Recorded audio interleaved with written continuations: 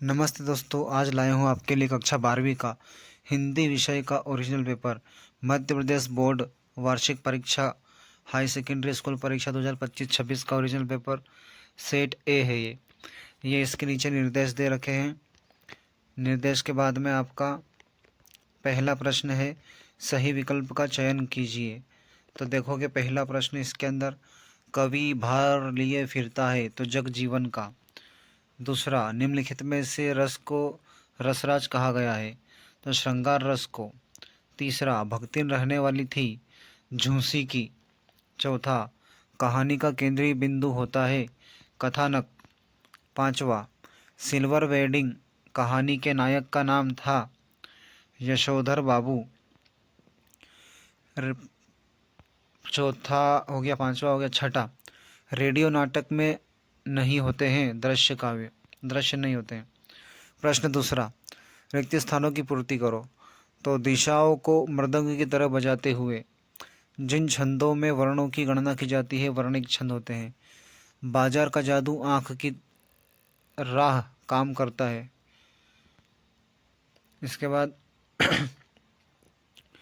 ऐसे शब्द जो क्षेत्र विशेष में बोले जाते हैं क्षेत्रीय शब्द कहलाते हैं। सौंदलगेकर मास्टर मराठी पढ़ाने आते थे। कविता की अनजानी दुनिया का सबसे पहला उपकरण शब्द है।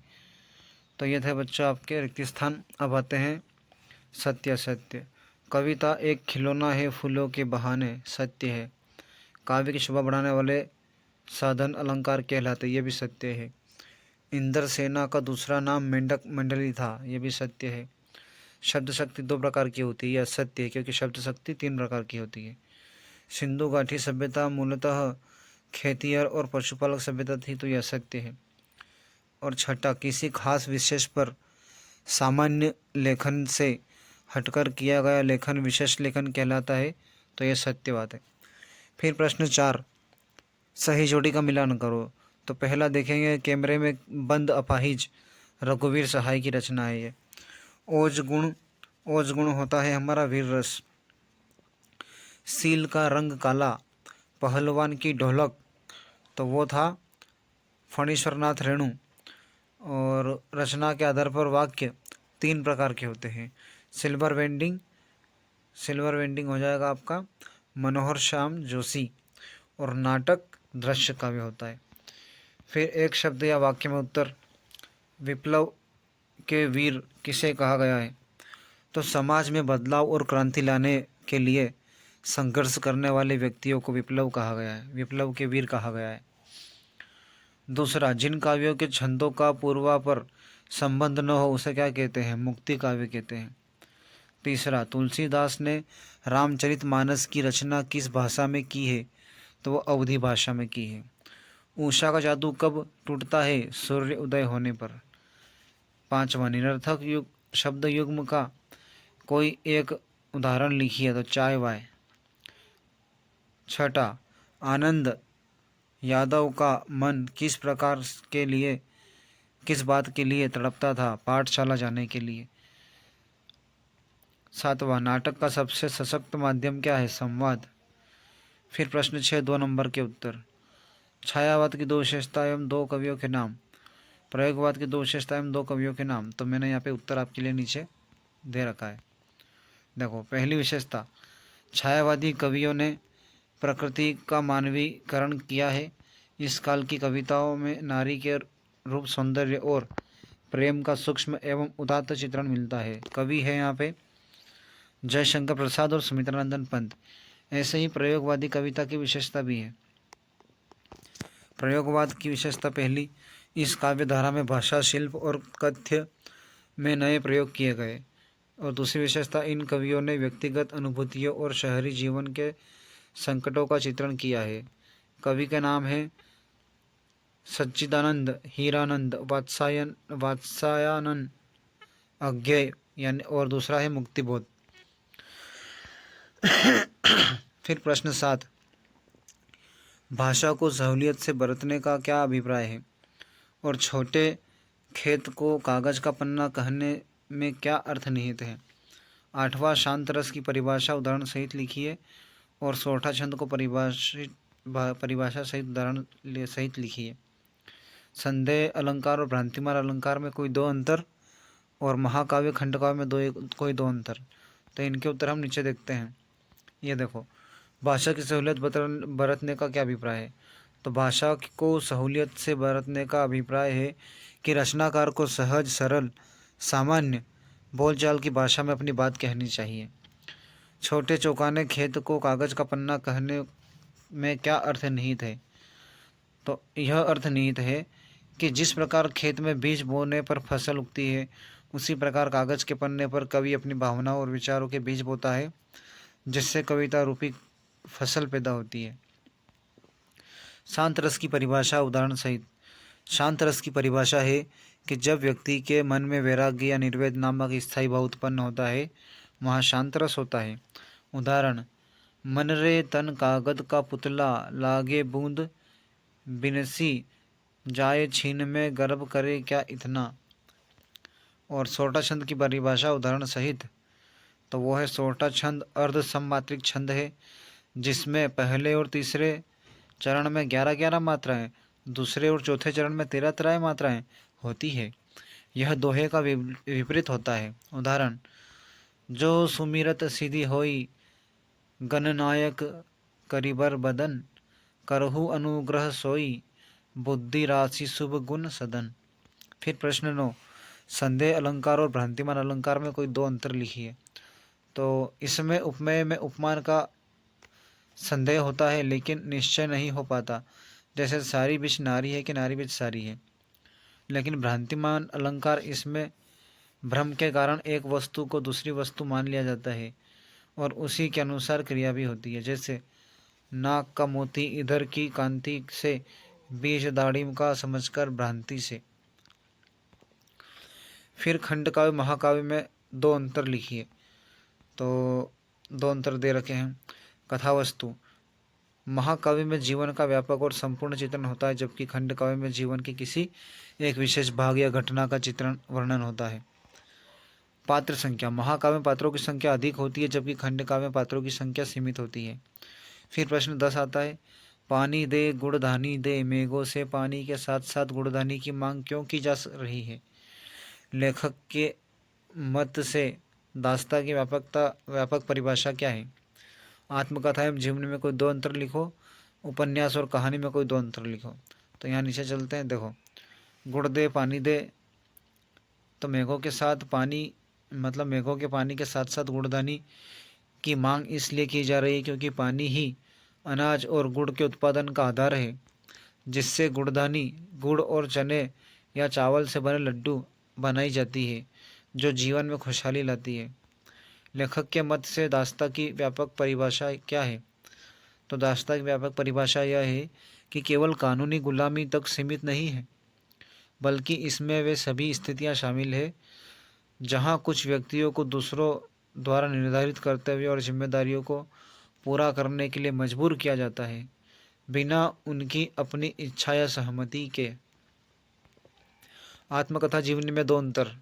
आत्मकथा लेखक स्वयं लिखता है, जबकि जीवनी कोई अन्य व्यक्ति लिखता है। आत्मकथा में व्यक्ति अपने जीवन के आंतरिक अनुभवों को साझा करता है, जबकि जीवनी में बाहरी और तथ्यात्मक घटनाओं पर अधिक जोर दिया जाता है। उपन्यास और कहानी में दो अंतर। तो उपन्यास का कथानक विस्तृत और व्यापक होता है, जिसमें कई पात्र और गौण कथाएं हो सकती है, जबकि कहानी का कथानक संक्षिप्त होता है और यह एक मुख्य घटना या भावना पर केंद्रित होती है, जिसमें पात्रों की संख्या भी सीमित होती है।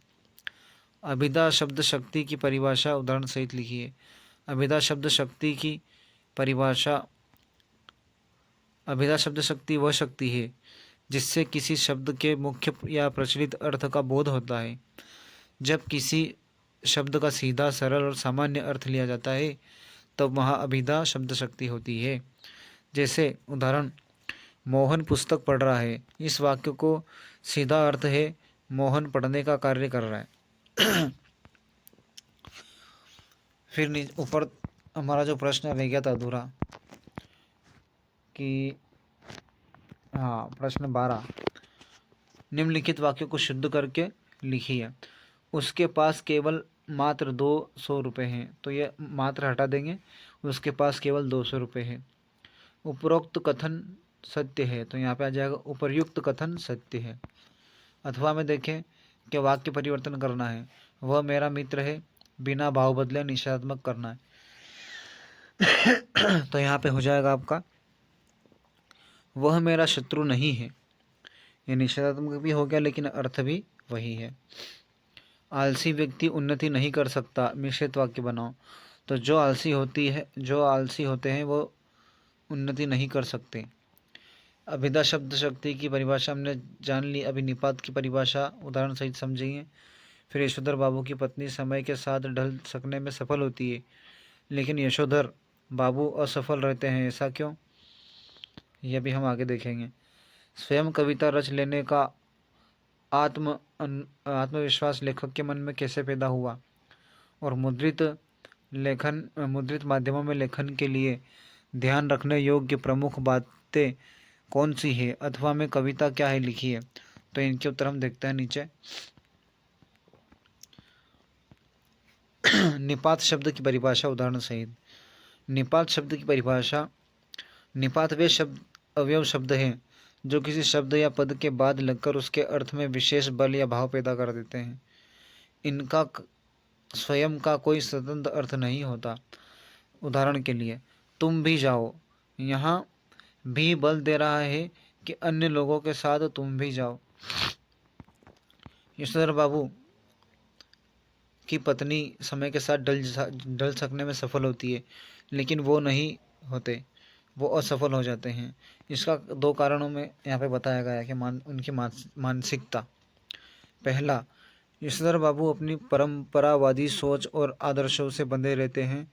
वे किशन दा के सिद्धांतों का पालन करते हुए आधुनिक बदलावों को सहजता से स्वीकार कर पाते हैं, जबकि उनकी पत्नी अधिक व्यवहारिक है और अपने बच्चों की आधुनिक सोच व जीवन शैली को अपनाकर समय के साथ सामंजस्य बिठा लेती है, ताकि परिवार में शांति और सामंजस्य बना रहे। स्वयं कविता रच लेने का आत्मविश्वास लेखक के मन में कैसे पैदा हुआ, तो उनके मन में आत्मविश्वास, स्वयं कविता रच लेने का आत्मविश्वास लेखक के मन में उनके मराठी शिक्षक सौंदलगेकर के प्रोत्साहन से पैदा हुआ।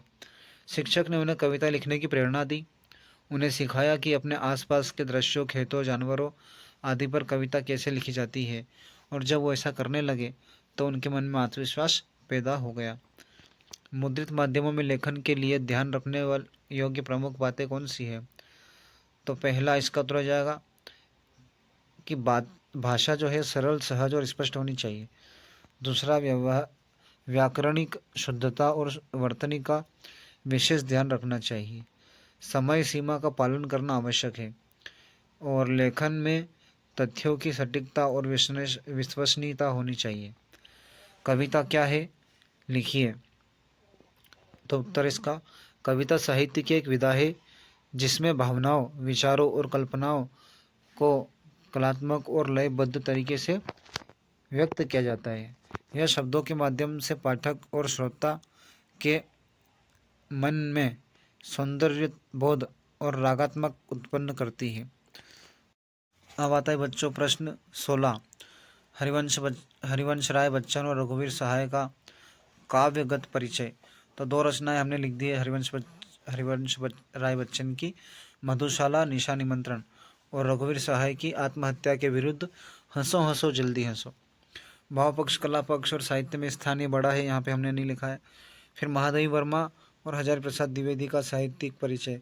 तो महादेवी वर्मा की दो रचनाएं यम और दीपशिखा, और हजारी प्रसाद द्विवेदी की कबीर नाथ सिद्धों की बानियाँ।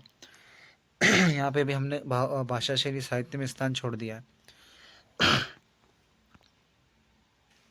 इसके बाद में आपका प्रश्न 18, भाव विस्तार करना है। मन के हारे हार है, मन के जीते जीत। तो इसके अंदर आपको बताना है कि मन के हारे हार है, मन के जीते जीत इसलिए कहा गया है क्योंकि मन से अगर हम एक बार हार जाते हैं तो फिर हम हमेशा हारे हुए रहते हैं, कभी जीत नहीं सकते। और एक बार हम मन में आत्मविश्वास बना ले कि हम जीत सकते हैं और लगातार कोशिशें करते रहें, प्रयास करते रहें तो हम ज़रूर जीतते हैं। तो यही इसके अंदर बताया गया। और नीचे यहाँ पे दे रखा है संवाद। परीक्षा की तैयारी पर दो मित्रों के बीच संभावित काल्पनिक संवाद लिखिए। तो ये दो मित्रों के बीच कौन कौन सी बातें होती है कि कौन सा सब्जेक्ट कठिन पड़ रहा है, परीक्षा में क्या करना है, बस यही उसको बताना है, तैयारी कैसे चल रही है। फिर प्रश्न 19, निम्नलिखित अपठित गद्यांश को पढ़कर नीचे दिए गए प्रश्नों के उत्तर लिखिए। पहला, उपयुक्त गद्यांश का उचित शीर्षक क्या होगा? तो इस शीर्षक में आप देखोगे तो वर्तमान युग और मानवीय मूल्य के बारे में बताया गया है। फिर दूसरा, वर्तमान युग में किन मूल्यों के पतित होने की बात कही गई है, तो वो मैंने अंडरलाइन कर दिया, नैतिक और सामाजिक मूल्य। किन की जगह आ जाएगा नैतिक और सामाजिक मूल्य, ठीक। फिर उपयुक्त गद्यांश का सारांश लिखिए। तो इसी की जो सारी लाइन यहाँ पे दिखाई दे रही है वही थोड़ी सी वो की वही लाइन लिख देनी, बस थोड़ा सा अर्थ अलग लिख देना है, ठीक है, कुछ शब्दों को बदल देना है। फिर इसके अथवा में ये अपठित गद्यांश को पढ़कर नीचे दिए गए प्रश्नों के उत्तर लिखिए। प्रस्तुत काव्यांश का शीर्षक क्या है? कवि ने किस पूंजी से अपने बिगड़े कार्य संवारने की बात कही है? तो श्रम की पूंजी से, ठीक है। और इस काव्यांश का शीर्षक हो जाएगा श्रम का महत्व। प्रस्तुत काव्यांश का भाव, तो इस श्रम के बारे में लिख देना 4-5 लाइन, 3-4 लाइन, ये इसका उत्तर हो गया। फिर प्रश्न 20, गद्यांश का संदर्भ प्रसंग सहित व्याख्या करनी है आपको। पतंगों के साथ साथ वे भी उड़ रहे थे, ये पतंग वाले पार्ट से लिया गया है। आंगन में ठुनक रहा जिद आया है, बालक तो है चांद पे ललचाया है, ये आप देखो किस चैप्टर से है। फिर वापस से ये अपठित गद्यांश की व्याख्या संदर्भ प्रसंग विशेष अर्थ सहित आपको यहाँ पे करना है दोनों का, ठीक। जाड़े का दिन, अमावस्या की रात, ठंडी और काली, मलेरिया और हैजे से पीड़ित गांव, ये वो बाढ़ वाले पार्ट का है, ठीक है। और ऊपर पैसा पावर है, उस पर उसके सबूत में आसपास माल टाल न जमा हो तो क्या खाक पावर है, तो ये शायद उससे बाजार का जादू से लिए, देखना किस चैप्टर से। फिर प्रश्न 22, नगर निगम के निगमायुक्त को नियमित जल आपूर्ति करवाने हेतु आवेदन पत्र लिखो। तो ये तो सभी को याद होगा, नहीं याद होगा तो फिर याद करके लिखना। अपने बड़े भाई की शादी में आने के लिए अपने मित्र को आमंत्रण पत्र लिखिए। तो इन दोनों में से आपने एक जरूर लिखा होगा, है ना। फिर प्रश्न 23, निबंध, तो इसमें से आपने एक निबंध पर्यावरण का तो अवश्य लिखा ही होगा। तो ये वीडियो बच्चों आपको अगर अच्छा लगा हो और सारे उत्तर आपके अगर सही रहे हो तो इस वीडियो को लाइक करो, शेयर करो और चैनल को सब्सक्राइब करो। मिलते हैं अगले वीडियो में।